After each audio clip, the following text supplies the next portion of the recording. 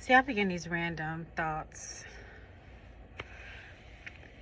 and I believe I just need to start recording when they come. Um, for those who don't know me, my name is Lisa. I am owner and operator of Sugar Needs, and I'm transitioning a lot in my life. A lot's changing in my life, and one of the things that I've struggled with, I shouldn't say I've struggled with, maybe I have, well I have, but is this being a mom and parenting. And I think I struggle, I don't want to say, no, I don't think, I know for sure I struggled with being a mom initially. One, because I came into this precious, awesome club of motherhood, not having my mother here. So that is a hurdle that I don't know if I've gotten over yet. Maybe I have, maybe I haven't. But one of the first things that I struggled with being a mom, it was not having my mother here. Two, one of the things that I struggled with, I can't get my words out. The second thing would be there's no blueprint. Like, I knew that going in. Like, there's no book of instructions on how to be a mom, because it's going to differ for every child in America. No child can be mothered the same. It's just my personal opinion. The other thing is trying to create a community where I am. I currently live in Ohio. None of my siblings are here. Not one. None of them are close. They're all at least 4+ hours away drive to get to them. So you have to find babysitters and friends that become family that will help and step in when you really need them. And I will say, in these 7 years, I've had people to help and step in when I really needed it. But it's just something about having that core family that's close that just gives you like this sense of peace that's not available to you when you are dependent upon what people would call strangers.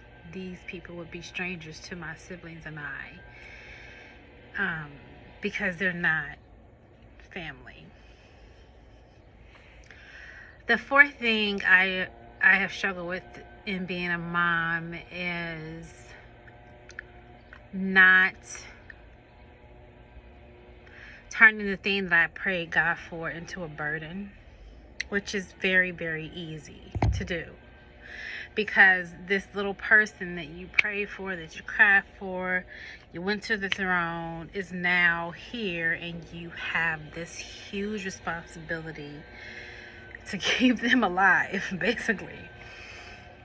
You have a responsibility to steward their lives correctly.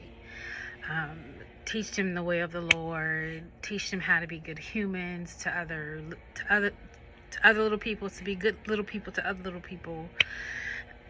Teach them manners. Teach them how to respect elders. Like, all the things that as children that we were taught.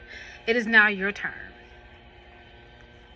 Number 5, in that process, then trying to decipher all the things that you were raised with and how you were taught and led into adulthood, trying to decipher what works for your child, what doesn't work for your child, what you don't want to incorporate because you might think it might cause them more trauma than it caused you. Then you're, as an adult, trying to deal with the trauma, and I really do hate that word. Sometimes it bothers me. But dealing with the things that you grew up with, and you're not trying to inflict that on your own child. And in that, I have found understanding that, my parents did the very best they could, having 9 children. And I can't fault them for some of the things I disagree with, because it's all they knew and this is all they had access to. I now have access to give better and do better for my child. So you deciphering all of that. And then finally, what is the number? Number 6. Finally, motherhood is not what you thought it would be, right? My mom made it look easy. My sisters made it look easy. I tell them all the time, I am so angry with you all for not being honest about motherhood, because this stuff is not easy. And I have one, my sisters, out of the 4 of us, my oldest had 4 boys. He had 4 bouncy, high energetic boys.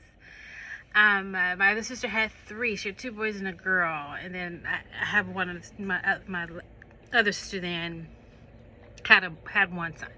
So her and I are in that one child department for various reasons that doesn't need to be discussed. Anyway, so I growing up as a teenager, my sisters were already in the process of raising their children. So I became part of that process, but I was an aunt. So I was a fun aunt, came in. Well, some of my nephews might not consider me fun, but my point is, I just came in to help with them during certain times. So I didn't really get to see the motherhood side other than them being good moms, right? I used to laugh because I would go to the house and the house is very lived in. I guess that's the easiest way I could say it. Like, my sisters were not messy, nasty women. No, not at all. But growing up in a home where my mom was always very precise about how things need to look, I didn't understand, why is there such chaos here? It's chaos! Now as a mom, I have such chaos.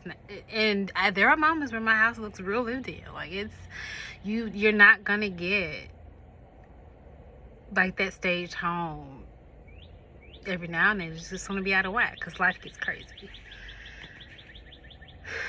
And all that could be stressful. And I have 1 kid. And this comes up because a friend of mine, I have to make this quick because I really have a meeting to be in like 6 minutes. I had a friend post something the other day. She's a mom of 4 babies. She has 4 babies under 8.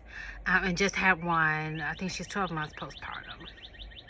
And she said, like, moms, all my moms are there, my mom friends, I feel like I'm drowning. Like, what are you all doing? You know, how are you guys making it happen?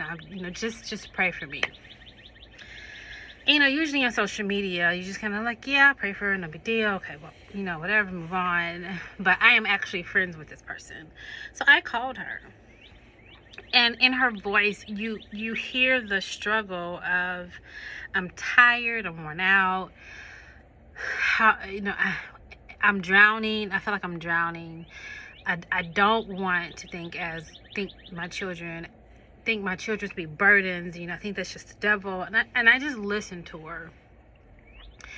And my first encouragement was, one, it's great as a mom that you acknowledge that this is hard work. That's the first thing. Sometimes as women, we want to hide behind this aura of motherhood that everything's perfect, when really it's not. You do have moments, I think, whether you have 1 child or many, that you can feel drowned or the weight of being a mother so heavy that you don't know what to do, and your child starts to look like a burden. And I said, one, can't call her name, that'd be wrong.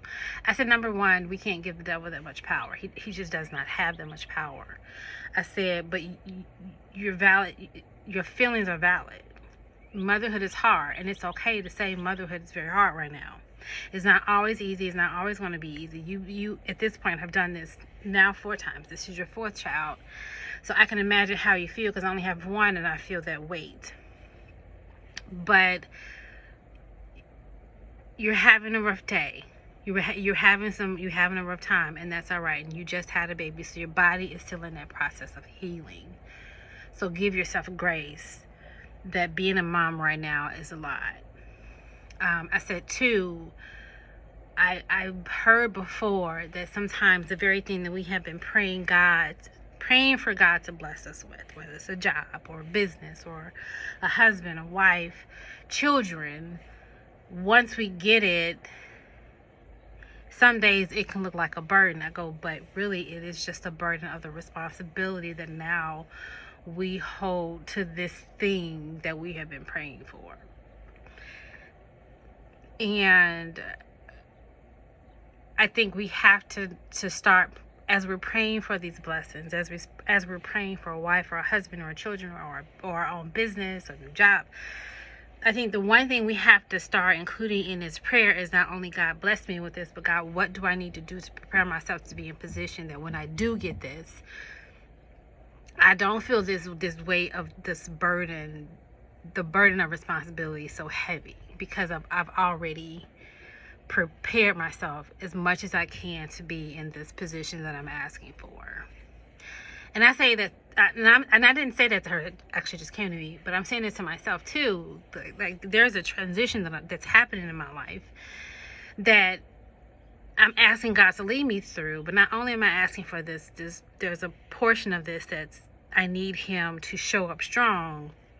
God, I don't want you to just show up strong. I also need you to tell me what I need to do in this process, in this waiting period, as I'm waiting between the promise and the blessing. Or is it the vision and the promise? You know what I'm trying to say, right? While I'm waiting for this promise, while I'm waiting for this answer prayer, what do I need to do right now as Lisa in my current state? What can I do right now with what I have to get prepared for that?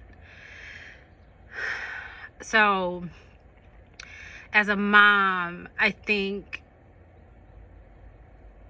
we have to be okay with not being okay every day, because it's not going to be okay every day. It's just not.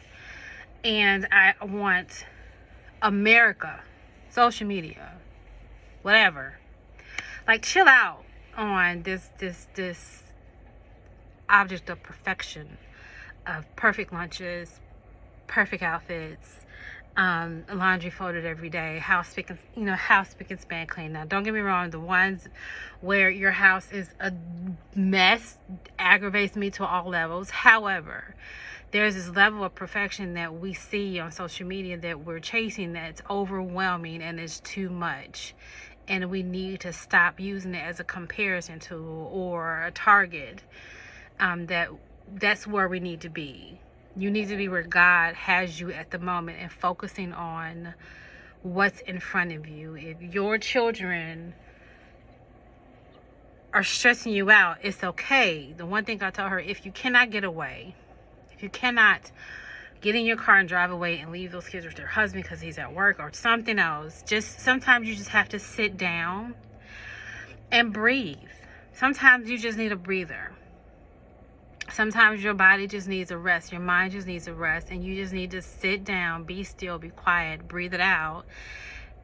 And I don't know, look at your kids and be like, okay, I can do this. I've been doing this, but I can do this.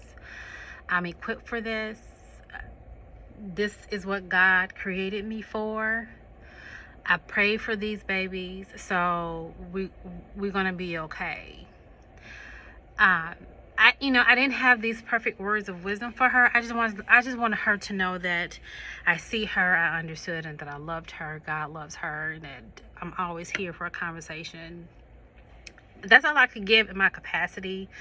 In that moment, I couldn't pick up and just drive away and go take her away from her kids or give her a break. I wasn't in that space to do it, and I pray for her that someone can be that for her. But I just wanted her to know it was okay, that she was fine, and that I was proud of her, and that I'm working on that part that bothers me. And just to take a breather and take a beat. So that's my spiel on motherhood. I have so much more to say, but I gotta get to this meeting. Bye.